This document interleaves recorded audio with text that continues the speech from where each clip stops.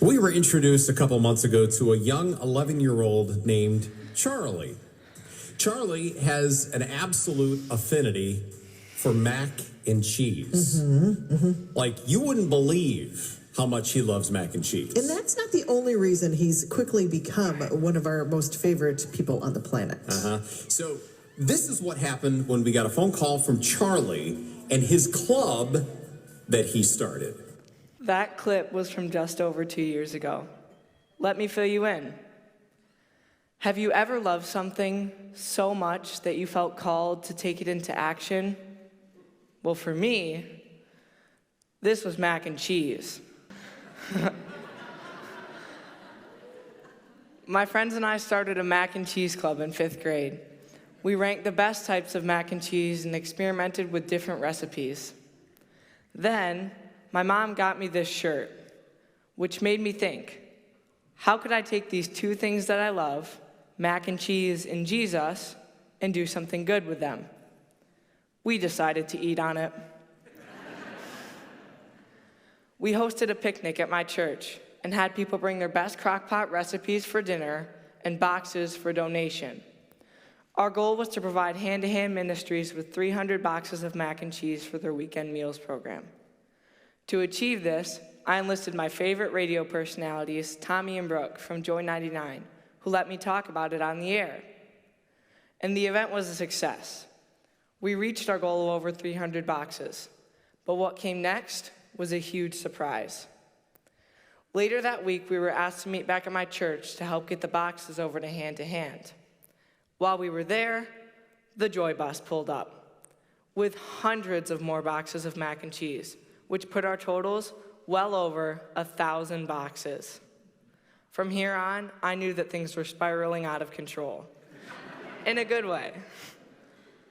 So we held another event, a 5K, and received hundreds of more boxes of mac and cheese and raised $2,000, which we split between the Community Action House and Gateway Mission. Chef Frank at Gateway then invited us to help him prepare and serve a mac and cheese meal for their residents. This involved pouring dozens of boxes of mac and cheese into one of the largest cooking pots I have ever seen. It truly was one of the greatest experiences of my life, partly because there was a ton of mac and cheese, but also because we were living out the calling that God sets before us in Isaiah 58, where he says, "Share your food with the hungry and provide the poor wanderer with shelter." It was clear that we were serving a need, but little did I know how bad this need actually was. Food insecurity is an official term from the U.S. Department of Agriculture. It's when people don't have enough food to eat and don't know where their next meal is going to come from. It's a big problem in the United States, where over 47 million people, including 14 million children, experience food insecurity annually. However, millions more who don't meet the definition of food insecure turn to the charitable food sector for support. Here in Ottawa County, over 32,000 people struggle with food insecurity, nearly 11% of our population. Feeding America also calculates that the average individual meal costs $4.12. These numbers were shocking to me. One idea that has gained traction over the recent years is the micro-food pantry movement. These outdoor pantries, usually about the size of a large kitchen cabinet, have begun to pop up in communities all across the country.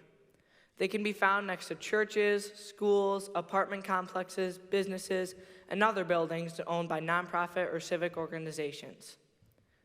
And these pantries operate on a simple premise: take what you need, leave what you can. There are no sign-ups, no strings attached, and everything is absolutely free. My worship band from church and I recently partnered with Joy 99 to host a concert during their Family Night series this past summer. We asked attendees to bring boxes of mac and cheese along with other non-perishable food items to fill up the Joy Bus so we could stock these pantries in Holland and Zealand. It was an amazing experience. But during that tour, and in my follow-up efforts to help stock some of these pantries, I've noticed that they can run low pretty fast, possibly because the host organization has trouble gauging inventory. Therefore, we are currently partnering with Harvest Stand Ministries to add a QR code to the outside of these pantries. This will allow someone who is taking or leaving items to take a quick survey and photo and submit it to the host organization. This will also open up a dialogue with the user for the very first time, and a number of these host organizations are very excited about this opportunity. All of these initiatives and experiences have recently culminated in a milestone for me. Although my friends have gotten pretty busy, as of August, I hired my dad. Cheesy, I know. And had him officially create a nonprofit organization called Mac and Cheese Ministries. We are founded upon the vision of spreading Christ's love through mac and cheese, and I am very excited to scale our efforts. I never could have imagined how my love of mac and cheese, combined with my passion for following Jesus, could have led me to moments like this. People often ask me, how'd you do it?